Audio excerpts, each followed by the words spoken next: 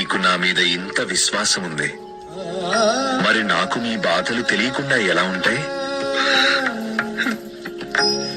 నా దగ్గర మీది ఒకటే విగ్రహం ఉంది, అది విరిగి ముక్కలైపోయింది. విగ్రహాలు విరిగిపోవటం సహజం జగన్నాథం గారు, కానీ అవి విరిగాయని మనిషి కుంగిపోకూడదు కదా. నేనేం చెయ్యను సాయి. నా ప్రాణం, నా విశ్వాసం ఆ విగ్రహంలో నిక్షిప్తమై ఉన్నాయి. విశ్వాసం విగ్రహంలో కాదు, మనిషి మనసులో కొలువుంటుంది. మీరు ఒకటి తెలుసుకోవాల్సిన అవసరం ఉంది. మీ ఆత్మ నా ఆత్మ ఒకే రూపం.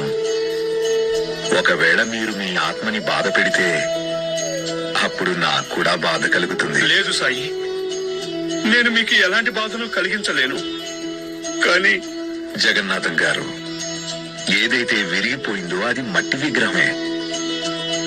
కానీ మీరు మీ మనోమందిరంలో ఏ విగ్రహాన్నైతే ప్రతిష్ఠించుకున్నారో దాన్ని ఎవ్వరూ విరగొట్టలేరుగా, అవునా? అవును సాయి.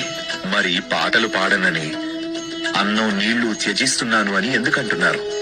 జగన్నాథం గారు, భక్తులు పూలతోటి, మంత్రాలతోటి, నైవేద్యాలతోటి భగవంతుని పూజిస్తారు. గాని మీరు సాక్షాత్తు సరస్వతీదేవి వరపుత్రులు. మీకు గానంతో భగవంతుణ్ణి సేవ చేసే అదృష్టం దక్కింది. దీన్ని అనవసరంగా చేజార్చుకోవద్దు.